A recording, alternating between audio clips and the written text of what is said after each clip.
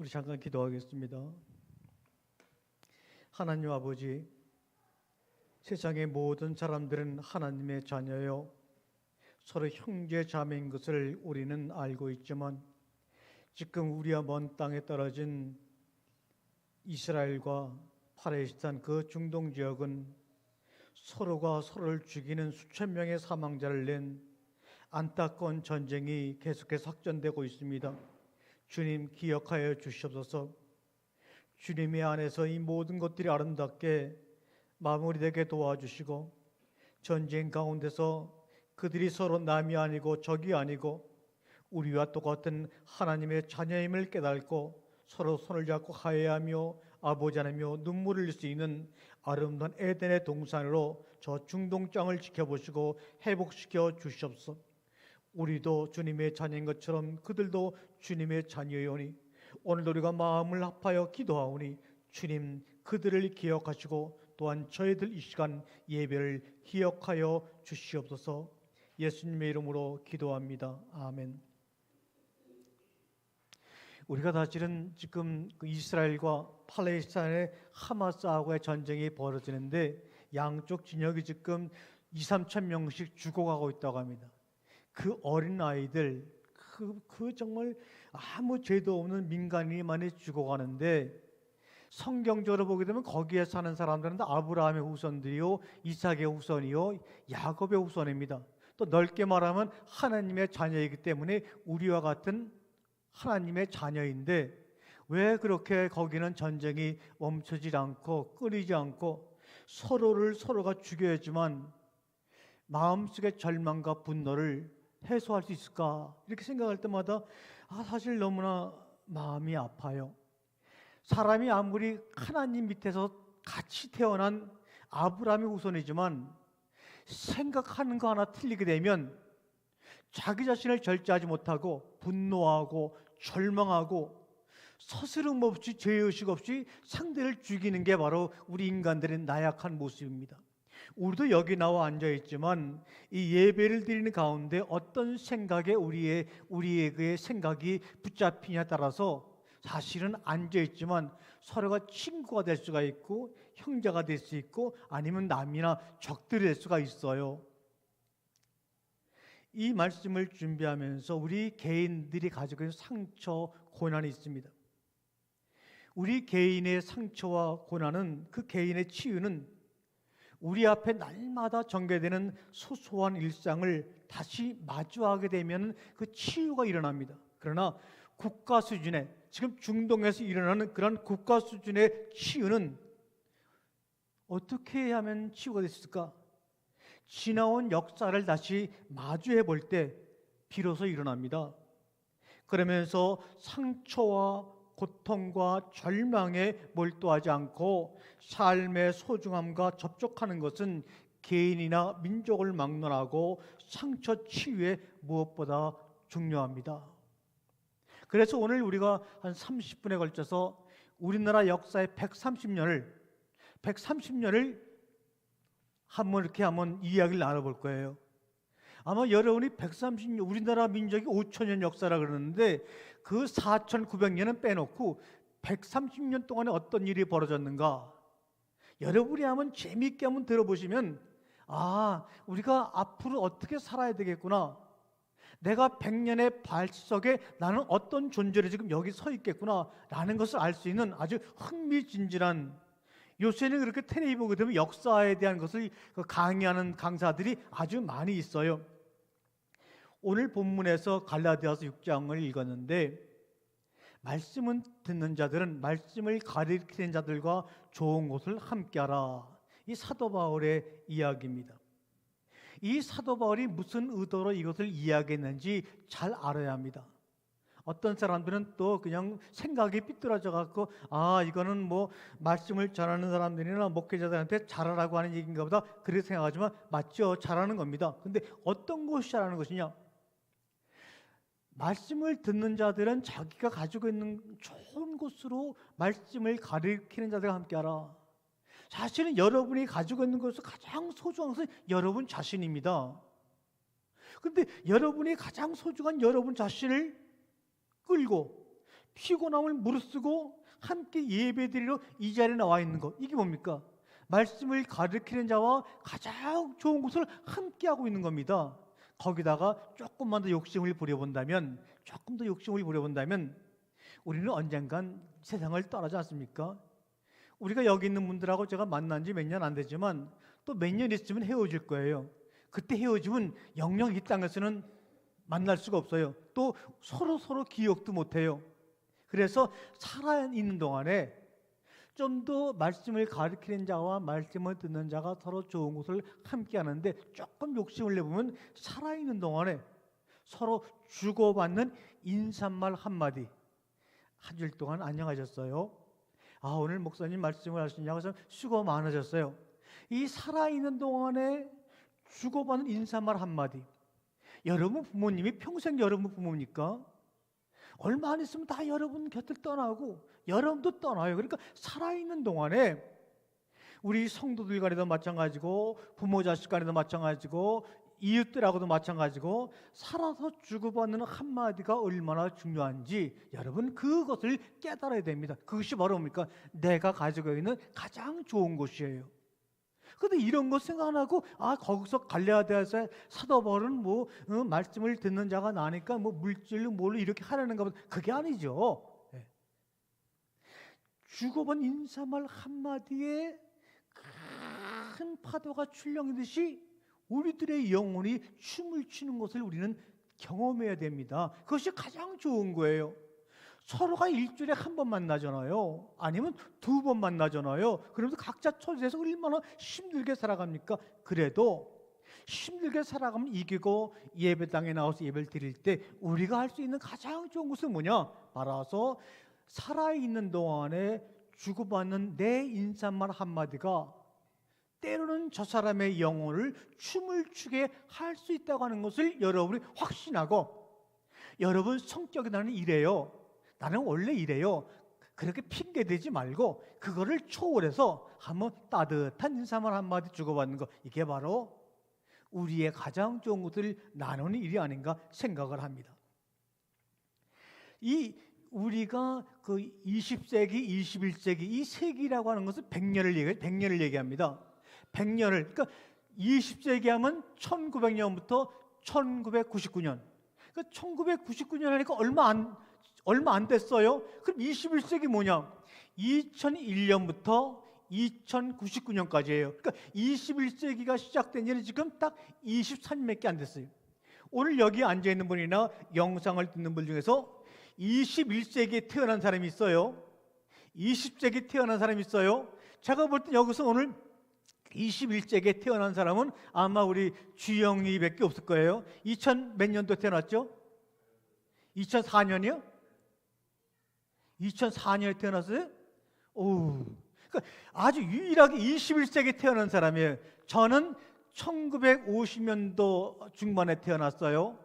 우리 권사님은 60년도, 또 저희 아버지는 1910년도 정도. 그러니까 이 한 세기, 20세기라는 그 안에 100년 동안에는 할아버지, 부모님, 나 이렇게 3세대가 함께 공존하는 그 시대가 바로 이 100년 세기라 그럽니다. 근데 오늘은 우리가 한번 보면은 20세기부터 볼 거예요.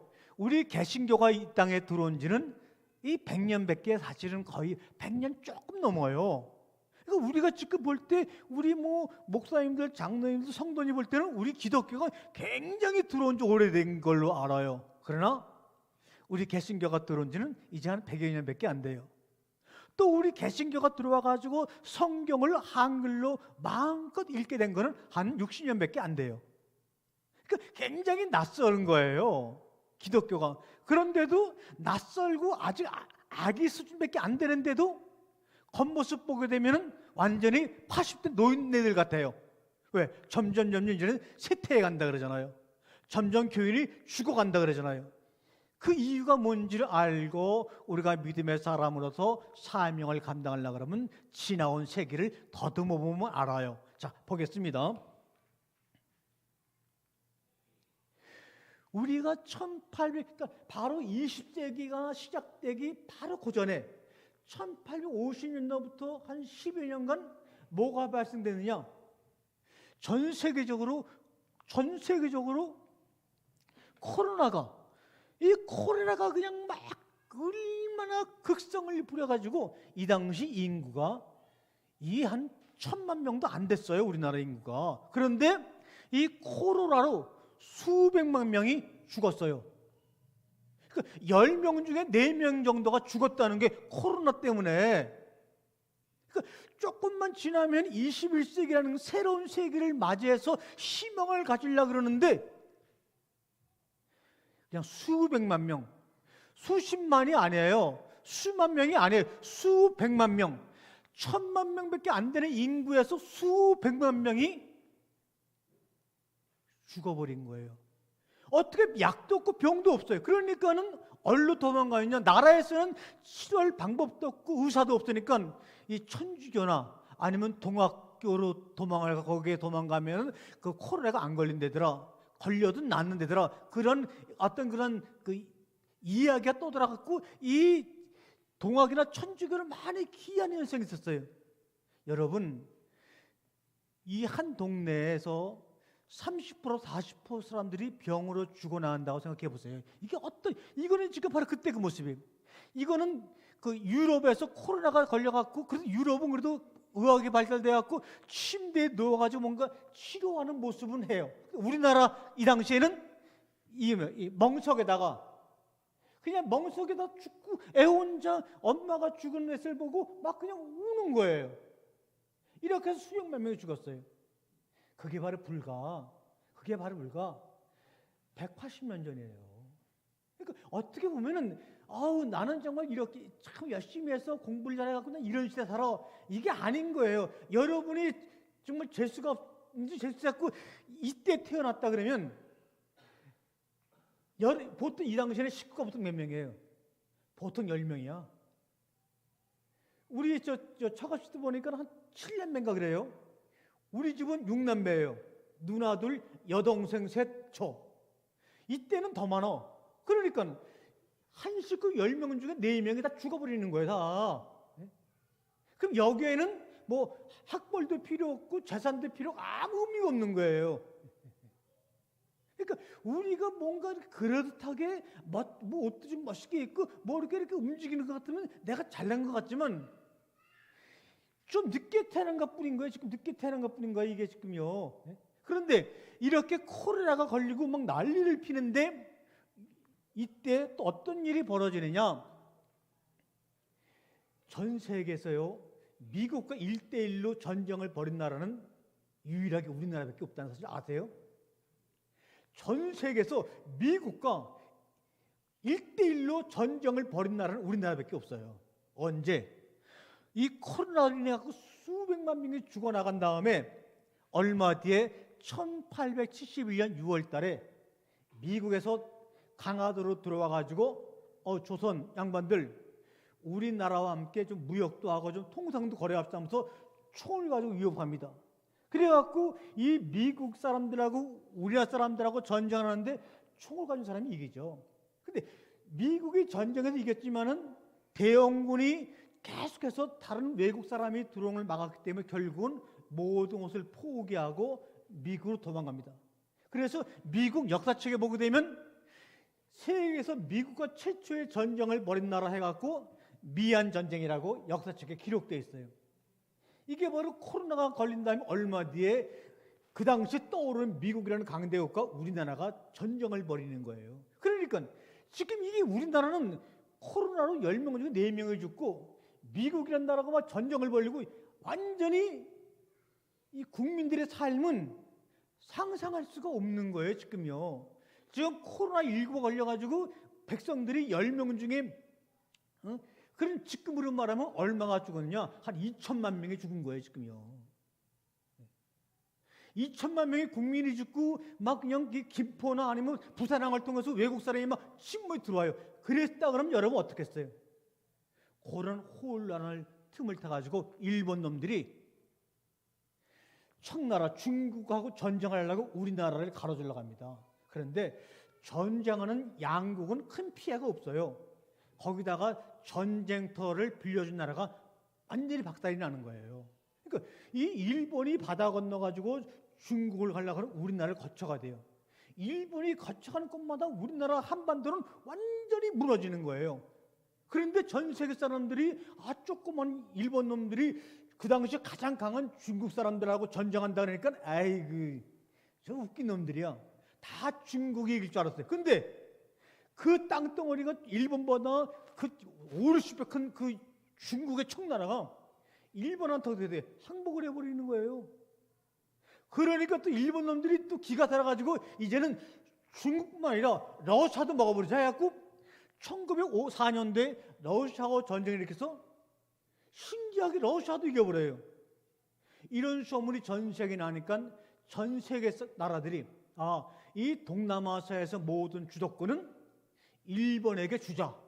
그런 약속이 되어버린 거예요. 그러니까 우리나라가 이 남북이 갈라진 것은요 우연히 된 게 아닌 거예요. 이미 1800년도부터 우리나라 운명은 남과 북쪽으로 갈라지게끔 돼 있었어요. 이렇게 정말 전 세계가 이 동남아시아의 모든 그런 권리는 일본에게 주자 이렇게 얘기를 하니까 미국 사람들이 40년 전에 우리나라하고 전쟁을 벌였던 미국 사람이 일본의 도쿄로 찾아갑니다. 일본 도쿄를 찾아가서 가스라라고 하는 일본 총리하고 네프트라고 하는 미국 국방부 장관이 비밀스럽게 아무도 만나갖고 당신 들었죠? 이 동남아시아의 모든 권리는 당신 일본들이 가지고 있는 겁니다.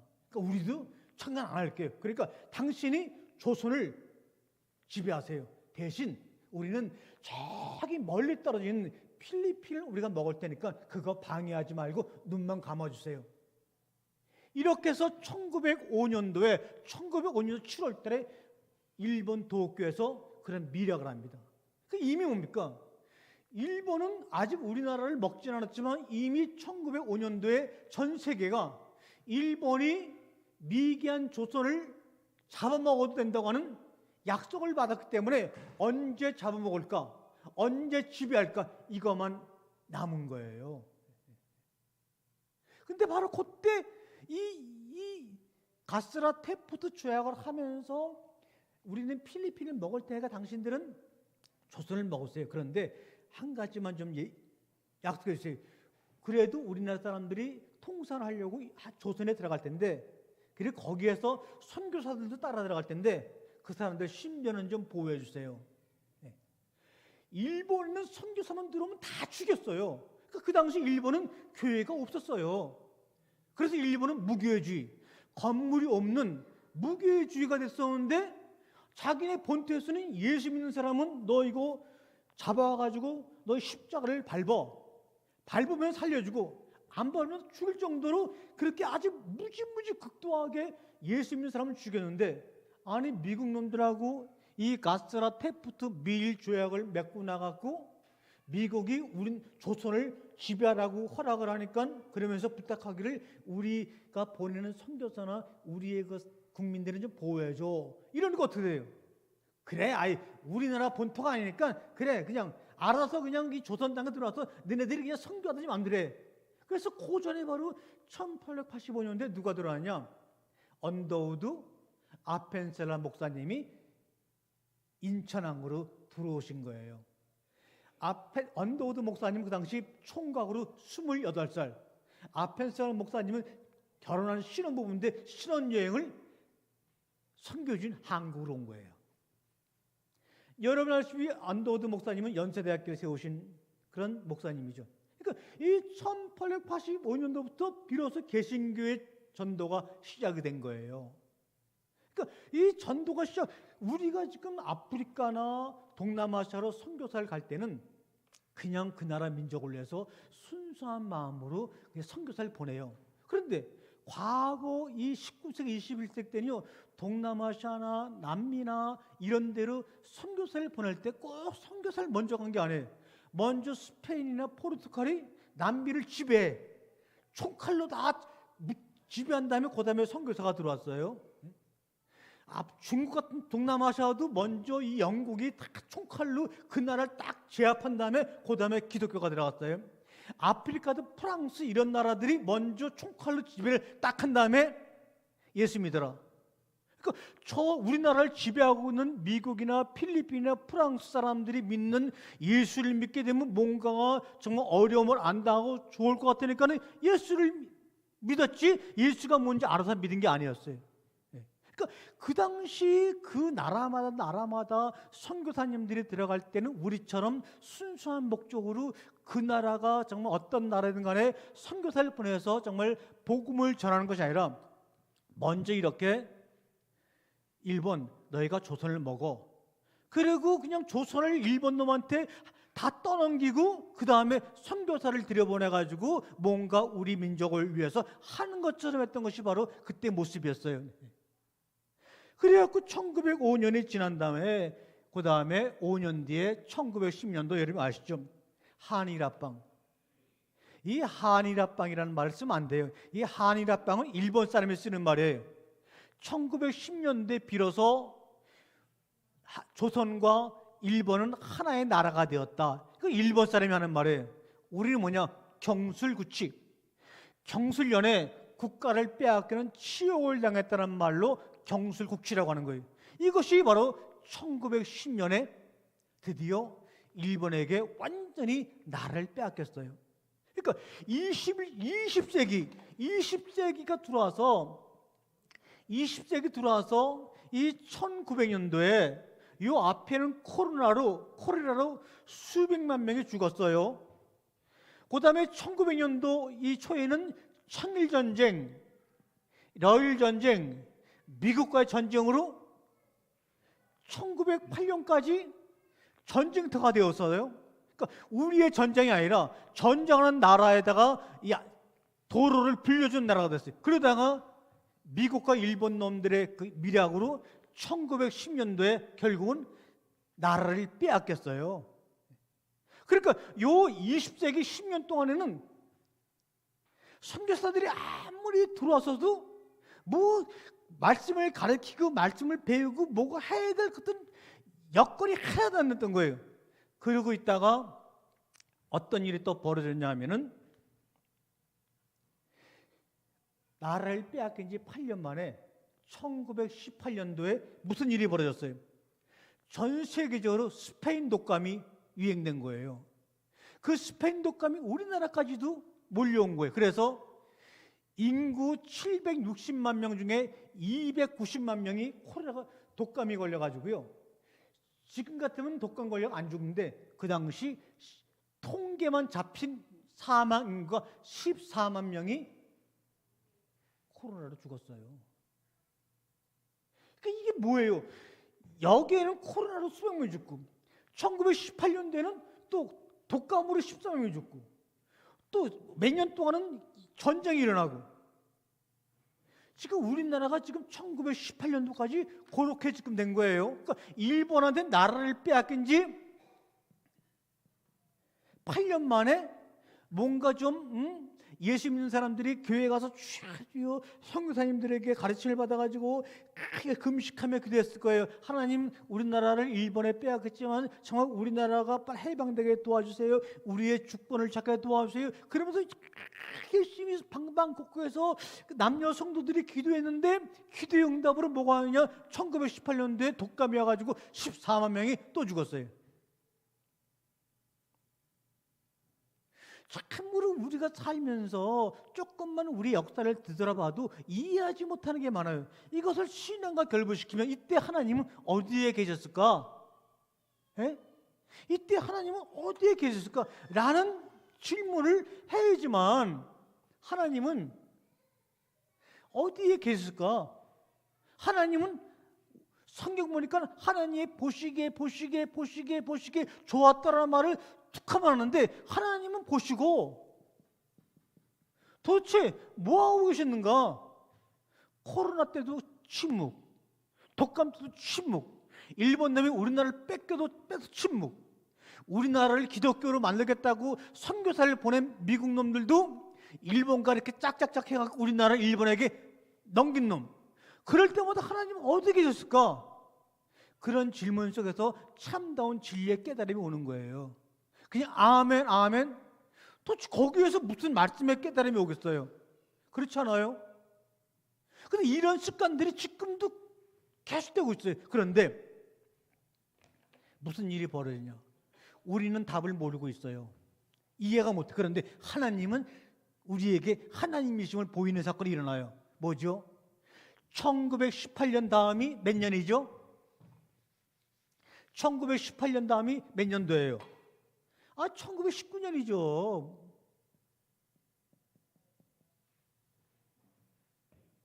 여기다 떠무스가요. 퀴즈예요. 1919년. 여러분, 요게 무슨 날이죠? 1919년 3월 1일 무슨 날?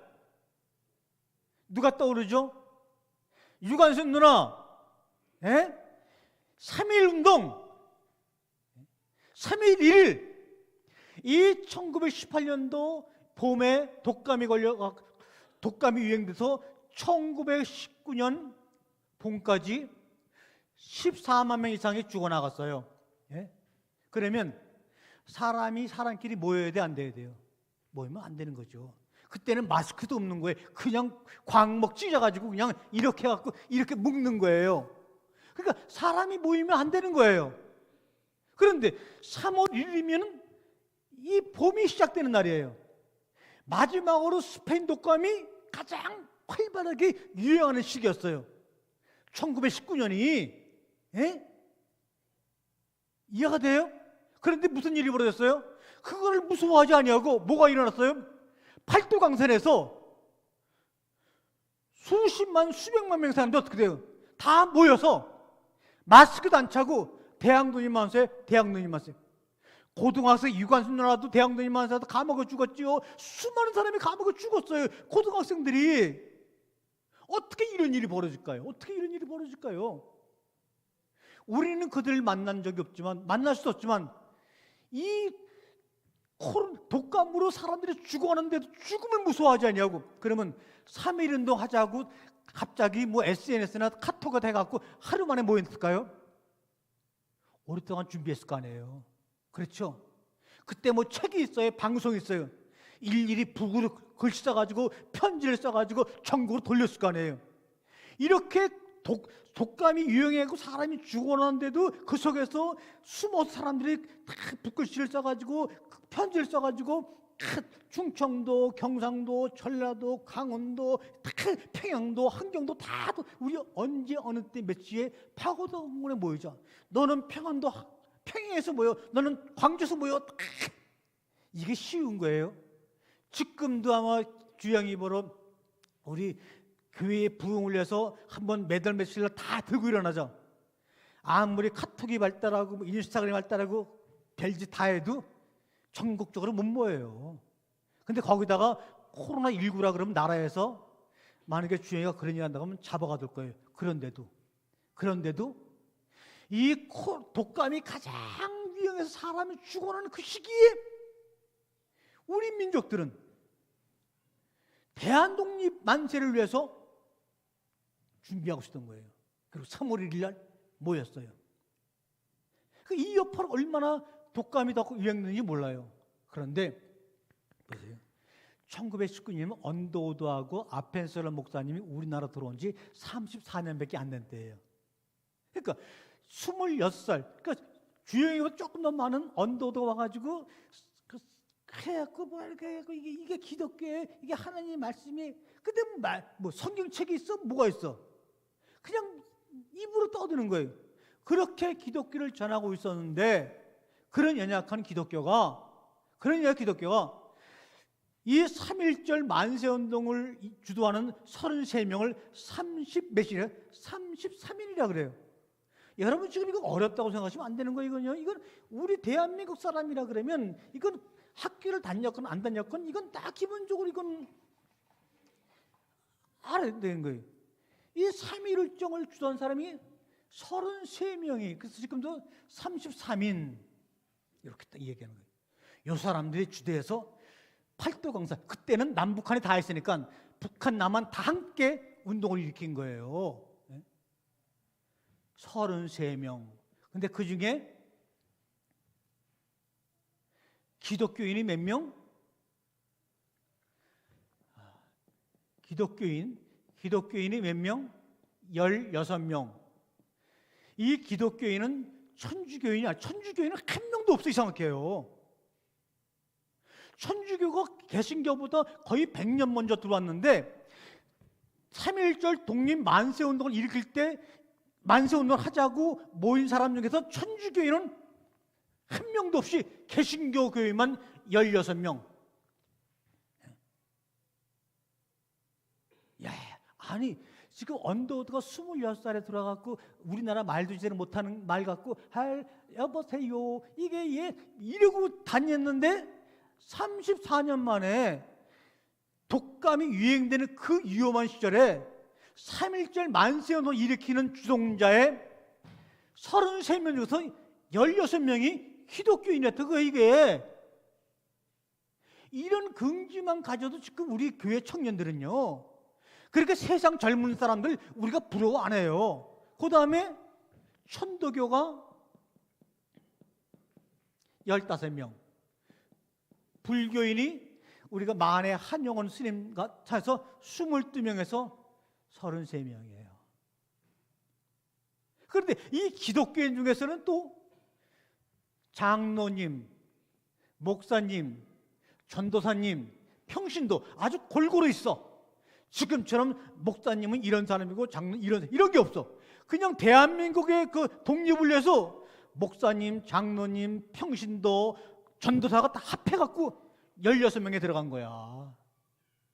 그리고 이 누가 먼저 오승훈 장로님이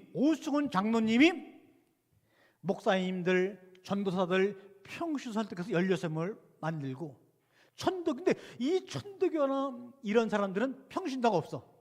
다 그 천도교 교육자들 다 스님들인데 이 기독교 안에만 장로님도 계시고 평신도도 있고 전도사도 있고 목사도 있고 이미 100년 전부터 이 기독교라는 그런 사상 속에는 목사, 장로, 평신 이런 구별이 별로 없어. 그냥 다 함께 하나님의 자녀로서 하나님의 이름으로 하나님의 자녀는 평등하니까 일본의 압제해서 우리나라를 해방시키자는 이 일령. 야, 이게 지금 100년 전에 우리나라에 들어온 지 30년밖에 안 된 우리 기독교의 모습이었다고요. 이런 바탕 위에 지금 우리가 지금 여기까지 온 거예요. 근데 왜 우리 기독교인이 지금 긍지를 잊어버리는지 몰라요. 그런데 보세요. 내가 연구했어요. 이건 제가 연구했어요. 이건 여러분 비밀로 알아들어요. 그럼 도대체 왜 16명, 15명, 2명씩 나눴을까? 사람들이 모르겠대요. 나 모르겠대. 전문가 역사학자들도.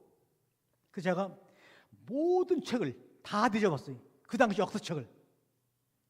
또 조선통독변 책까지 내가 알았다니까요. 이럴 때는 저 카메라가 좀 제대로 된 거라고 줌을 쫙 잡아갖고 여기를 비춰야 되는데 저 카메라 그런 기능 없잖아요. 이게 힘들어요. 쫙 줌을 잡아서 강사를 크로즈해서 왜 16명, 15명, 2명으로 인원수를 나눴는지 그 따지고 보면요 아주 절묘해요. 자 보세요. 33명인데 16명 대 15명 2명 그 17명 대 16명에 이거 딱 보면요 어떤 식이냐 49대 51이에요. 아 절묘하죠. 기독교가 아무리 인원수가 많아도 2%를 양보해서 협의를 끌어낸 거예요. 만약에 이게 주식회사를 그랬으면 기독교가 아무리 많았어도 모든 걸 양보할 수 있는 2%가 적기 때문에 양보할 수 있는 부분인데 49대 51. 근데 이게 왜 이렇게 됐느냐? 이 당시에 1919년도 공식 문서를 제가 딱 보니까 제가 나중에 프린트해 드릴게요. 보니까 이 당시에 그 당시에 예수 믿는 사람들이 종교를 가지고 있는 사람들이 34%, 아무 종교도 안 믿는 사람이 64%, 종교를 가지고 있는 36%예요. 그러니까 그 당시에도 종교가 없는 사람이 많고 종교를 가지고 있는 사람이 36%인데 종교를 가지고 있는 사람 중에서 1919년도에 놀라지 마세요. 천도교는 원래 우리나라 고유의 종교예요. 우리 경주 첼시의 시조가 되어지는 그 경주에서 최시우, 최지우 이런 분들이 만든 동학에서 나온 종교가 천도교예요. 불교는 이미 고려시대부터 2000년이 넘은 종교예요. 그런데 이 기독교는 달랑 들어온 지 30몇 년밖에 안 됐어요. 제대로 된 성경도 없는 시기에. 그런데 이 당시 기독교인이 22%, 천도교가 15%, 불교가 2%. 그래서 요 비율대로 나눠서 16명, 15명, 2명으로 만든 거예요. 이해가 되죠? 그래 33일을 만드는데 그러면 니네 몇 명 참가하려? 몇 명 집어넣을까? 니네 몇 명 할까? 서로 다투니까 그러면 우리가 일본 총독부에서 종교인들의 그 현황을 조사한 표대로 따져서 지금 기독교인이 우리나라 조선의 기독교인이 22%니까 우리 22% 가질게. 너 15% 가져. 난 2%밖에 안 되니까 2% 가져. 그래서 16명, 15명, 2명이 된 거예요. 아니, 한국의 목사도 제대로 없던 그 시기에 언더우드 아펜살로 시작된 이 기독교 선교에서 30몇 년밖에 안 된 낯선 종교가 뭐 반야신경 아니면 해인사의 무슨 뭐 팔망대장경 이런 것도 이 천도교도 뭐냐 최재호 선생이 쓴 책들 이런 게 엄청 많은데 기독교는 그런 것도 별로 없는데 조선의 종교인의 22%가 기독교였다는 거예요. 그러니까 우리는 선교사들을 통해서 다른 나라처럼 기독교가 전해지기 이전에 이미 우리나라 내에서 하나님 말씀에 대한 궁금증을 가지고 깊이 연구하는 모임이 있었다는 증거예요. 22% 사람들이 주동이 되었고 스페인 독감이 유행되는 가운데서도 3.1절 만세운동을 벌였던 거예요. 이게 바로 우리나라의 저력이에요. 이 당시 1919년대 우리나라 인구는 보세요.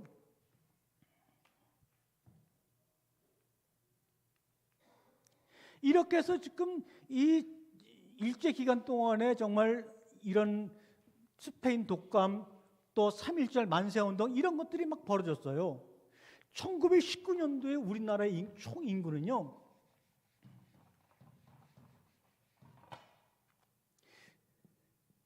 770만 명밖에 안 됐어요. 이 당시에 교회 숫자는요 2,000개가 좀 넘었고요. 교인 수는요 57만 명이었어요. 요 자그마한 것을 가지고 대한민국 만세운동을 독립운동을 일으키는 전초의 역할을 했던 것이 바로 우리 기독교인들이에요.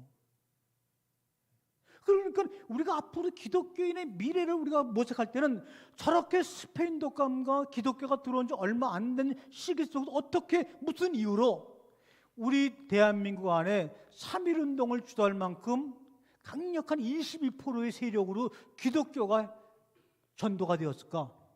어떻게 기독교가 이 땅에 만들었을까? 이것을 우리가 사실은 알고 지나가야 돼요. 그러니까 사람들이 그러면서 어떤 오해를 하냐면요. 우리가 이렇게 세월을 지나면서 100년이 지나면서 2023년도가 됐잖아요. 기독교가 무지무지 부흥된 걸로들 알고 있어요. 야, 우리 기독교가 1000만이래, 25%래, 교회가 2만 개가 넘는데 목회자가 2만 명이 넘는데, 야, 세계적으로 큰 교회가 우리나라 10개가 있대. 뭐 그냥 난리 피는 거예요. 근데 조사를 해보니까 자, 1919년에서 100년이 지난 104년이 지난 2023년대에 보니까 교인이 지금 몇 명이에요? 인터넷 보면 금방 나오죠. 교인이 570만 명,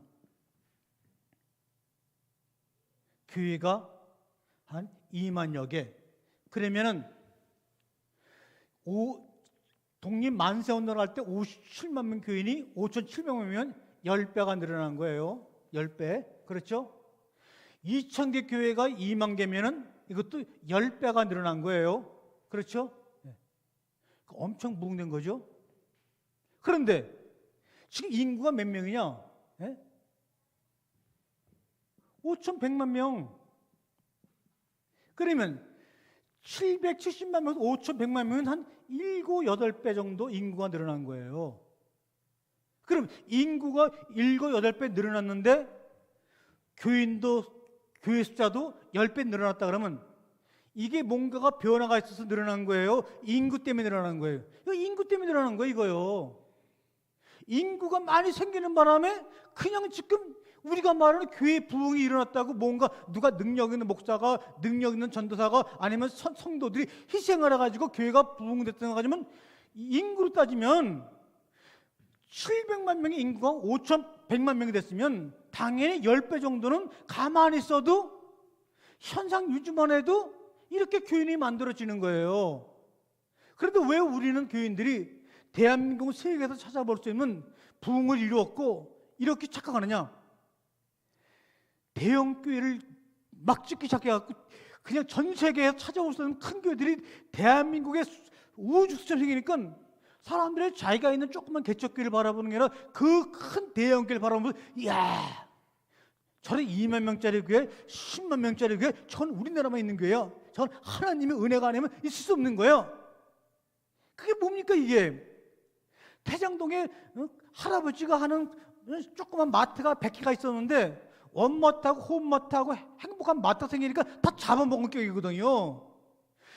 이 기독교인이 늘어난 것이 아니라 여기 있던 기독교인들이 그냥 홈마트나 행복한 마트를 그냥 다 가버리고 이쪽에 동네에 있던 코올리기 마트는 다 그냥 흐물흐물 그냥 겨우 숨만 쉬고 있는 관계를 지금 보인 거예요. 그러니까 숨만 쉬고 있는 그런 작은 교회는 교인들이 눈에 안 들어왔었고 거기서 빠져나가서 여의도로 서초동으로 얼른 모여들어갖고 그 교인들이 집단적으로 이동한 이것을 보고 이야, 하나님의 은혜구나.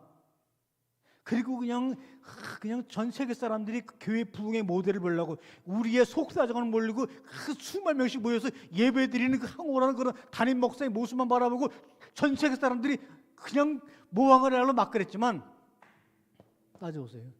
변한 게 아무것도 없는 거예요. 아무것도 없어요. 그러면 2020년부터 우리나라 통계청에서 매년 최소 6만 명의 인구가 줄어들 것이다. 그러니까 벌써 2020년, 21년, 22년 매년 6만 명 이상의 인구가 줄어들고 있어요. 그런데 이렇게 인구가 10배씩 늘어나도 100년이 지났어도 교인의 숫자와 교회 숫자는 똑같은데 만약에 매년 6만 명 이상 교인이 줄어든다면 우리 한국교회 미래는 어떻게 될까요? 미래가 없는 거예요. 이거는 미래가 없는 거예요. 그런데 그냥 그나마 그래도 제가 위로가 되는 것은 그렇게 세계적으로 자랑하는 대형 교회들이 다 자식한테 물려준 것 때문에 제가 위로받아요. 왜? 자식한테 물려주는 걸 보고 전 세계 사람들이 저렇게 대형 교회는 하나님의 은혜로 이루어진 교회가 아니라는 것을 거기서들 그나마 늦게나마 깨닫고 저렇게 목회하면 안 되겠구나. 이런 정말 어떤 그런 교회를 바라봤던 사람들의 그 돌이키는 마음들, 이런 마음이 있었던 거예요. 지금도 여기도 마찬가지인 거예요. 그러면 왜 한국이 1919년부터 지금까지 교인 수가 똑같이 늘어나지 않았던가? 근데 보세요. 아까 말하면요, 여러분 좀 지루하더라도 여러분 자신의 구원이 아니라 하나님의 나라를 위해서 여러분이 여기 와 있다 그러면 들으셔야 돼요. 1919년도에는요 22%가 기독교인이었어요. 불교가 2%였어요. 천주교는 0.5%였어요. 그리고 천도교가 15%였어요. 그런데 104년이 지난 올해 연초 통계청의 통계를 보니까 어떻게 변했는지 보세요. 우리나라가 진짜 부흥하고 있었는지 보세요. 기독교는 몇 프로요?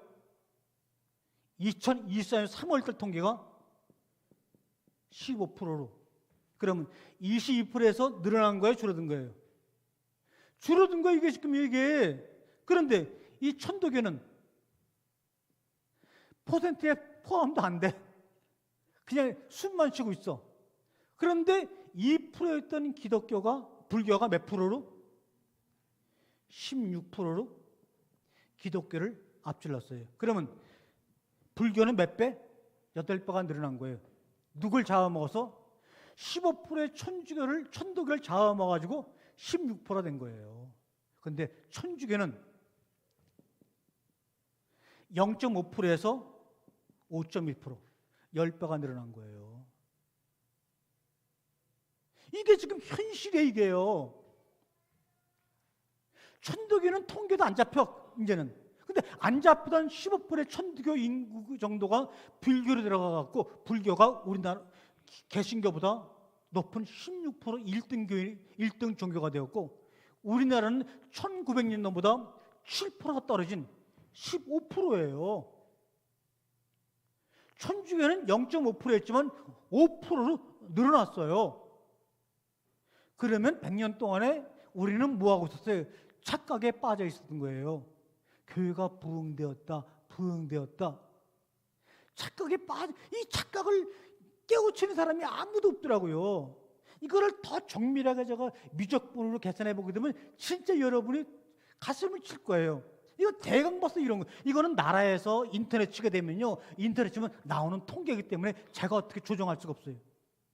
그럼 100년 동안에 7%좀 줄어든 거예요. 그런데 왜 우리 교인들은 그냥 그런 거 관심 없고 그냥 은혜 받기 원하니까 몰라도 괜찮아. 그러면 이 사역자들이 알아야 되잖아요. 근데 그냥 우리가 그냥 1900년대 부흥의 그 꿈을 다시 회복시켜 주셨어, 이렇게 떠드는데 이게 그 떠들 거냐고, 이게요. 근데 앞으로 6만 명씩 인구가 줄어들면 남원할 교회가 있겠어요? 경영 잘하는 대형 교회들은 남아있겠지만 지금 개척하는 후배 목사들이나 이 주변의 교회들은요, 존재조차도 없는 거예요. 이것을 깨닫고 나는 앞으로 우리 교인들이 몇 명 안 되지만 이 교인들과 함께 어떻게 목회할 것인가, 이거를 한번 따져봐야 되는데 그거 이런 걸 모르니까 사람들이 잘 모르는 거 보세요. 그러고 있다가 또 무슨 일이 벌어집니까? 그래도 다행스럽게 유대인들처럼 2000년 동안 지배를 당한 것이 아니라 36년만 지배를 당하고 그래도 해방이 되잖아요. 해방이 돼요.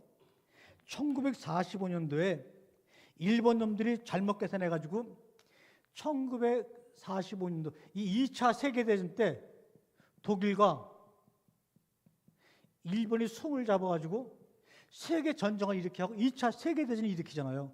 근데 원자폭탄 한 방으로 꽝 떨어지면서 졌어요. 그래갖고 일본이 항복을 했어요. 근데 여러분들 잘 보세요. 독일에서는 독일이 2차 대전이 이렇게 주범이기 때문에 2차 대전이 끝나자마자 독일이 어떻게 했어요? 동독, 서독으로 전쟁을 패한 결과로 전쟁의 주범으로 인해서 나라가 둘로 갈라졌어요. 그러면 이쪽에서는 누가 갈라져야 돼요? 우리나라가 남북으로 갈라져야 돼요? 일본이 갈라져야 돼요? 일본이 갈라져야 돼요. 일본이 갈라졌어요, 안 갈라졌어요?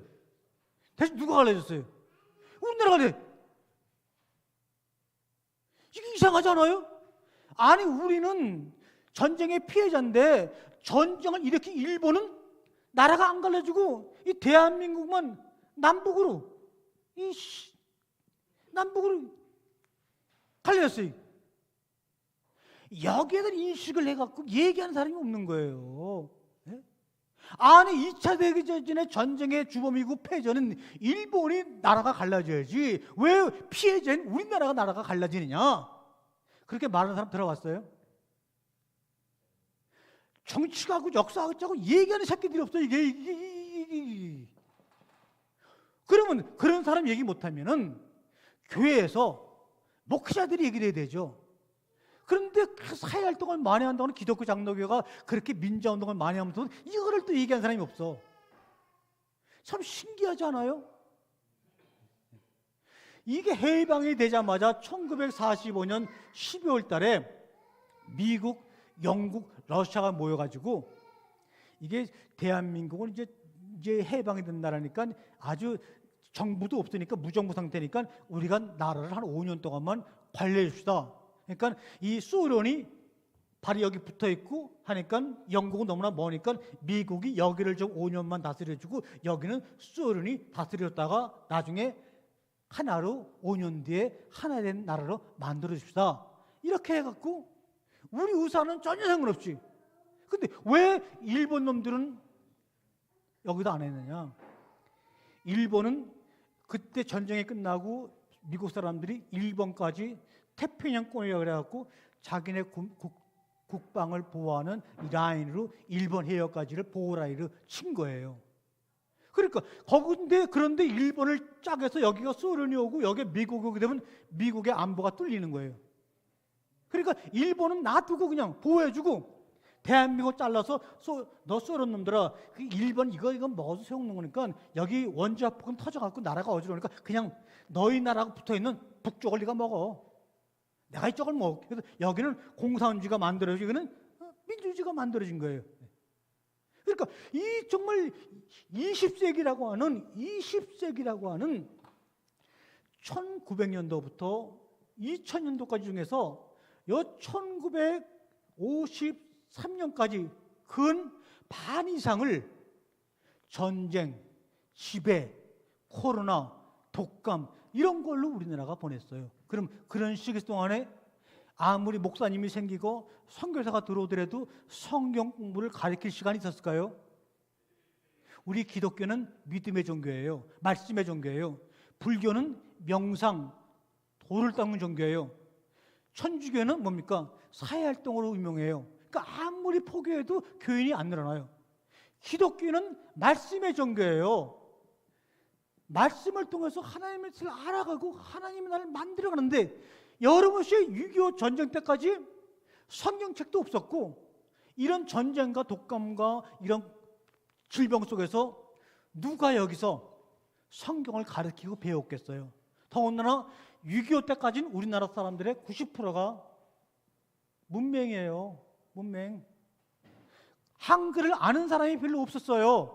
그러니까 성경을 번역해서 가르쳐주고 싶어도 글자를 모르니까 그렇게 20세기 반 이상이 지나가니까 기독교라고 하는 것은 저렇게 전쟁 때 병이 났을 때 하나님 앞에 나가서 믿습니다 부르짖고 간절히 외치고 정말 주님 말씀에 순종하고 율법대로 살면 하나님이 축복을 주시고 그렇지 않으면 정말 다시 전쟁을 또 경험하게 되고 병을 경험하게 되는 그런 종교구나 이렇게 아주 그냥 뼈저리게 인식했죠.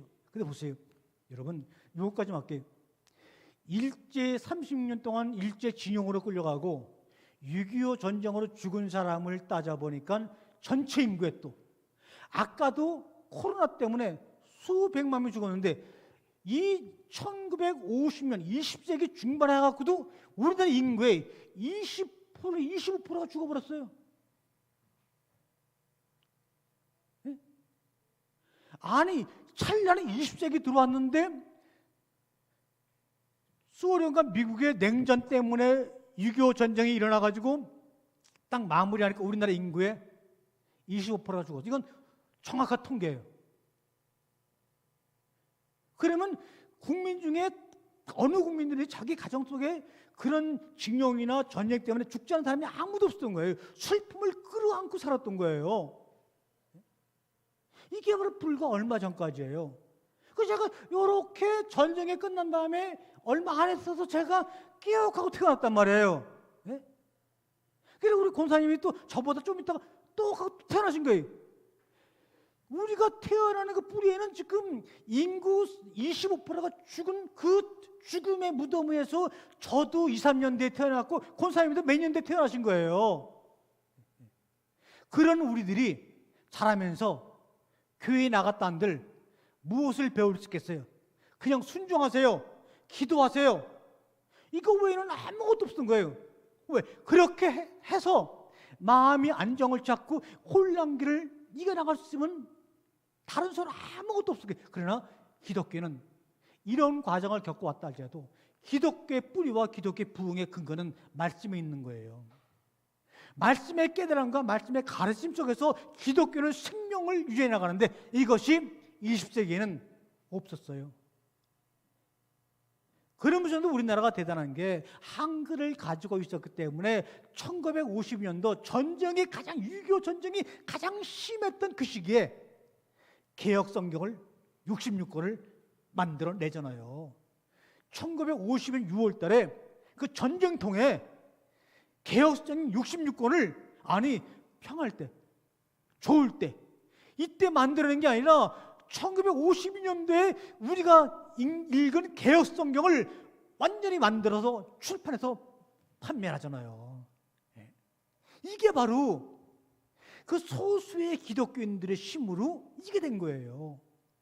그러니까 이 우리 기독교라고 하는 것은 수천만 명이 있어도 기독교의 맥을 끌고 가는 것은 극소수의 사람들인 거예요.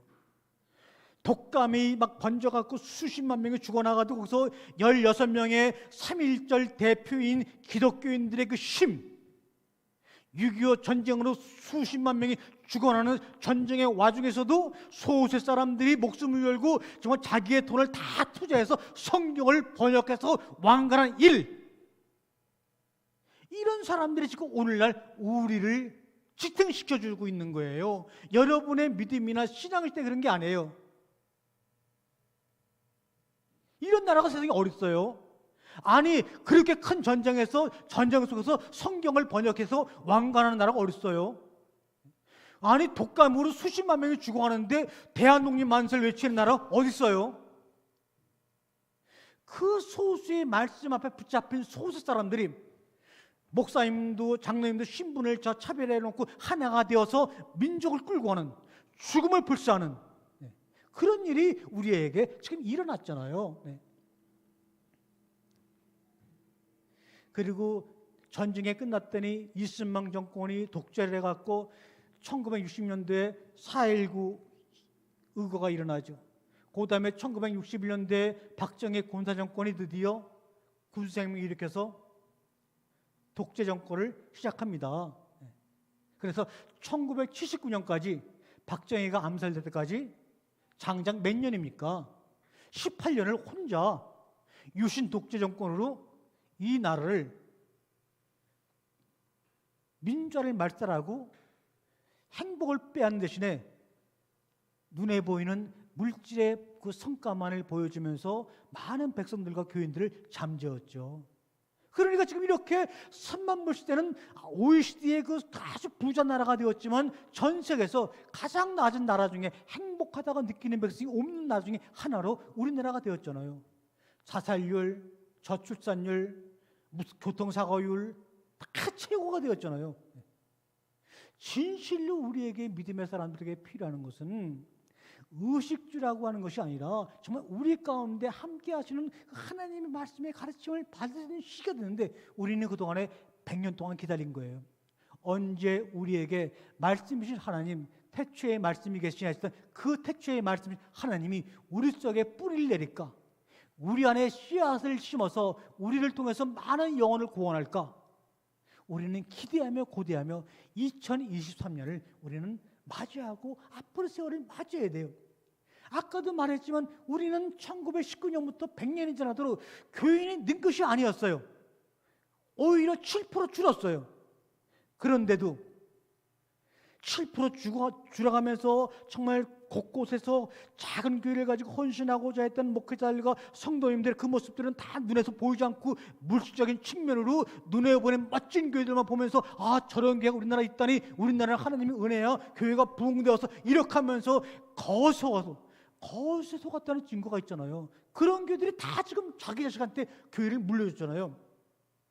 삼성그룹 이정 회장도 얘기하잖아요. 나는 내가 죽으면 절대로 내 대부터는 우리 자식에게 우리 기업을 안 물려주겠다. 공언하고 아주 약속을 했잖아요. 세상에서 그런 시기로 흘러가는데 이거는 2000년도 들어와서는 그냥 교회들이 너나 할 것 없이 그냥 무슨 그냥 뭐 그러니까 아 그건 잘못되었구나. 우리가 허수 가짜 통계에 우리가 붙잡혔었구나. 그냥 교인의 통계를 불려갖고 그냥 교인이 많다는 걸 표현하려고 거짓된 통계를 내고 그럴 때가 얼마나 많아요. 전두환이 노태 때까지 33년간 독재, 군부 독재 사회 속에서 경제는 발전했어요. 우리가 6.25 때 우리의 국민소득이 한 $80, 지금은 3만 불 가까이 돼요. 우리의 신앙의 그 같은 시간과 생명을 바쳐갖고 겉에 보이는 것들은 부응했지만, 그리고 그 겉에 보이는 것과 뇌함에 동해갖고 하나님은 기복의 하나님, 우리가 기도하고 하면은 정말 우리 경제가 부응한 것처럼 우리 교회를 부응시켜주고 크게 지어주시고 우리에게 축복을 주실 거야 하면서 물질적인 측면으로 새마을운동과 교회가 하나가 되어서 정말로 교회의 부흥을 일으켰다 그러는데, 따지고 보니까 교회의 부흥을 일으킨 적은 한 번도 없어요. 그리고 여기만 합니다. 전 세계 260국에서 그린상가에다 교회를 허락하는 나라는 아무도 없어요. 그런데 우리나라에는 언제부턴가 저도 모르겠어요. 언제부턴가 이 상가마다 교회가 다 들어서요. 근데 이거 누가 만들었는지 모르겠어요. 근데 어떤 목사님이 정권에 있는 대통령이나 높은 사람들하고 이렇게 해갖고 이걸 만들었는데, 누가 만들었는지 지금 정체가 드러나지 않아요. 이게 무슨 말이냐? 그린상가에다 교회를 허락한다는 것은 무슨 말이냐?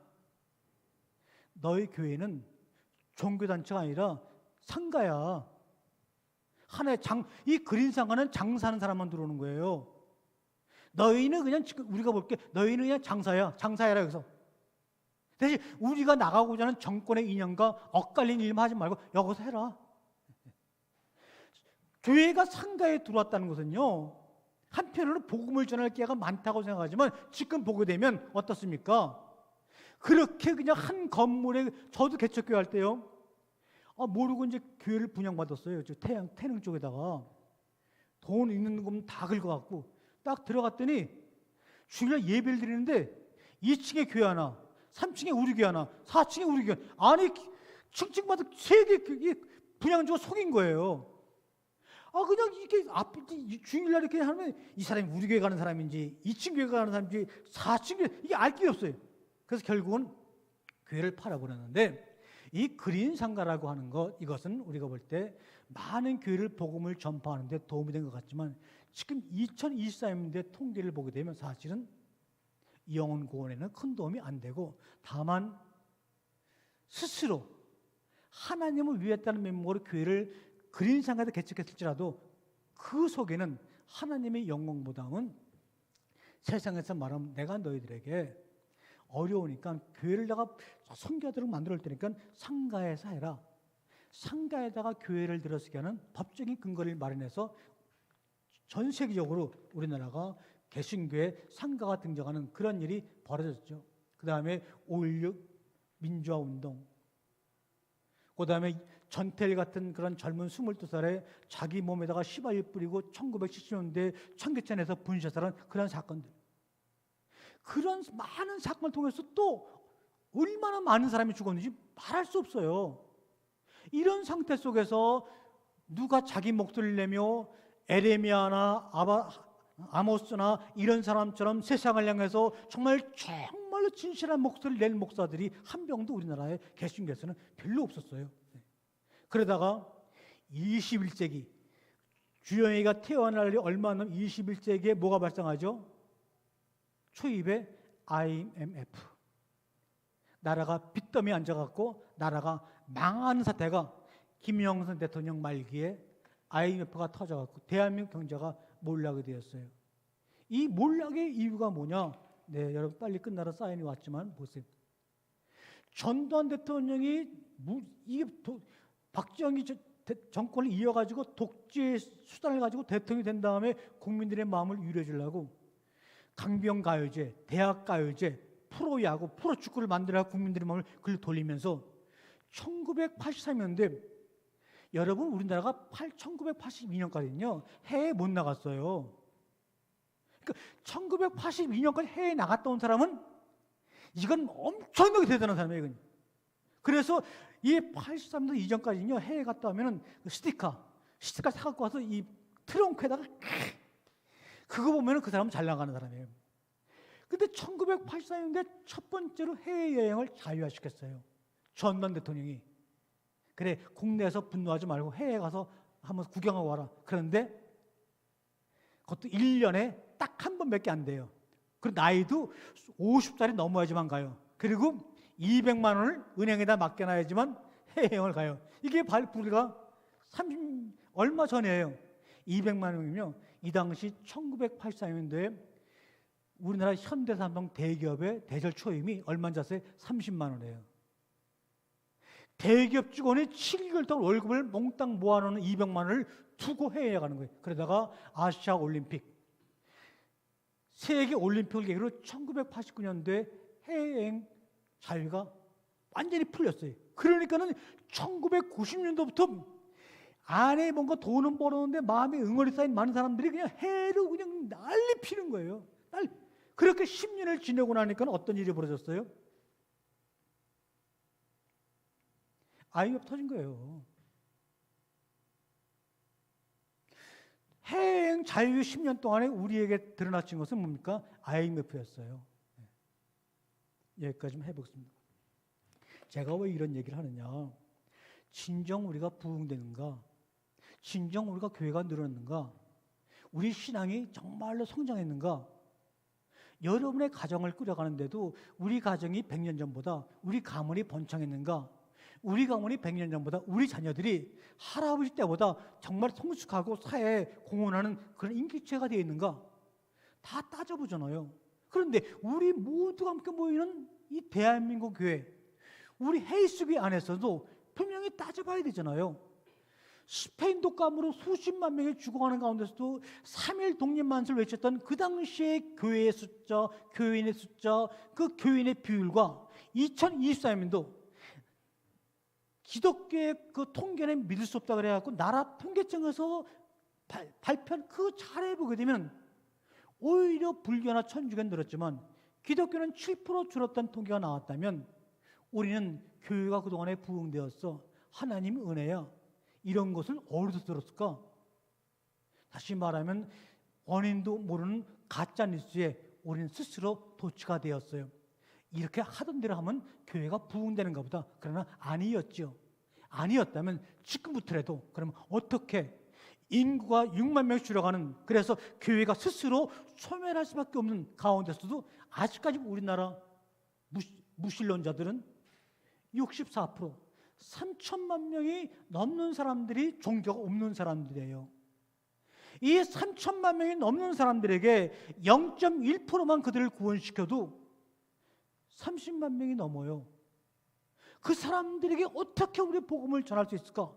100년 동안 하지 못했던 그 일을 우리가 21세기를 맞이해서 앞으로 우리 시대에 예수 안 믿는 사람에게 어떤 말씀, 어떤 주제로 그들에게 예수 그리스도가 우리의 구주라는 것을 전하면 좋을까? 고민해 보자고 제가 이 얘기를 하는 거예요. 그리고 거짓말하지 말자. 진실하자. 교인이 얼마 안 되면, 대한민국의 교회가 얼마 안 되면 안 된다고 정확히 하고, 왜 그런지 쉬쉬하고 입 다물지 말고 서로 모여서 공개 토론하면서 이것이 문제였다면 우리 앞으로 어떻게 하면 좋겠는가? 최 목사, 당신의 설교가 문제가 있다면, 후배 목사, 당신의 설교가 문제가 있다면 21세기는 이 안 믿는 무신론자라는 것은 어떤 방향으로 깊이 있는 말씀을 전해야지만 교회가 인구가 줄어드는 가운데서도 더 성장하는 그런 시기를 우리가 맞이할 수 있을까?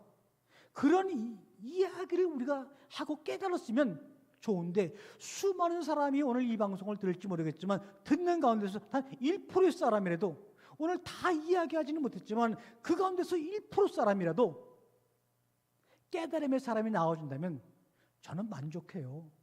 57만 명의 1919년도 교인 중에서 16명이 자각해가지고 대한민국 독립의 초소를 이룬 것처럼 6.25 전쟁통에 그 소수의 사람들이 전쟁통에서도 성경 66권을 번역해서 출판한 것처럼 그런 사람이 앞으로 나와준다면 우리 기독교의 미래는 그래도 긍정적이지 않을까?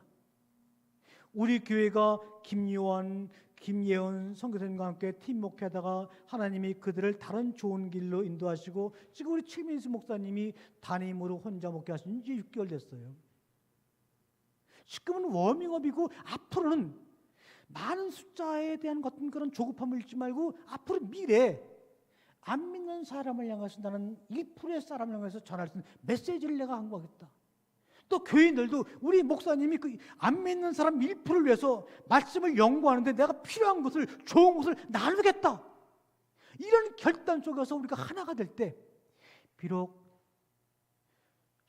홍길제동 공동묘지에서 폐병하였던 그 조영희 목사가 장모와 둘이서 힘을 합쳐가지고 전 세계 최교회를 만드는 것처럼 여기 원주의 작은 태장동에서 교회가 시작됐지만 앞으로 10년 뒤, 15년 뒤에는 이렇게 힘을 합쳐갖고 안 믿는 사람을 위해서 복음을 전하는 특별한 메시지, 신비한 능력이 있는 목사님이시고 교인이 있다고 하는 소문을 내는 그런 교회로 우리가 우뚝 쓸 수 있는 장기적인 비전을 가지고 우리가 한번 힘을 합쳐보자.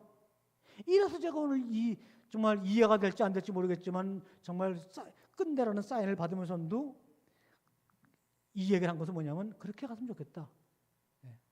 남아있지만 더 이상 가면 안 될 것 같아서 여기서 마치겠습니다. 기도하겠습니다. 주님, 우리는 코로나19 때문에 코로나19의 3년 동안에 마스크를 쓰고 사람과 사람을 만나지 아니하고 벽을 싼 채로 살다가 우리도 알지 못하는 환경으로 인해 비대면 예배라고 하는 기이한 현상을 맞이하고 많은 사람이 이것이 당연한 것처럼 알고 몸을 가지고 수고로움을 가지고 교회에 나와 기도하며 금식하며 찬양하며 말씀을 나누고 소홀히 하는 이런 시대가 되었습니다. 그러는 가운데서도 인구는 점점 줄어가는 가운데서 그래도 아직도 예수님을 모르는 64%의 대한민국의 구원을 기다리는 교인들이 있습니다. 믿는 사람 15%를 향해서가 아니라 안 믿는 64%의 사람들 향해서 주님의 열정과 하나님이 일하신다고 일한다고 하는 그 마음을 가지고 아버지요 말씀을 준비하며 영혼권을 준비하는 우리나라가 되게 도와주시고 우리 교회가 되게 주님 무언가 모르지만 주님의 감동으로 깨달음이 오게 도와주시고 그 깨달음이 몸을 통해서 실천하며 행동하게 도와주시옵소서. 어린 사위와 장모님의 결합이 이 땅 어두운 유교 속에 고통당하던 많은 사람들에게 복음의 열광을 주었던 것처럼 말씀의 굶주림 속에 있는 이 땅의 젊은들에게 예수를 알지 못하는 많은 무종교인들에게 흡심하며 심히 신비로 말씀의 능력으로 고치시도록 주님 이 교회를 사용하여 주시옵소서.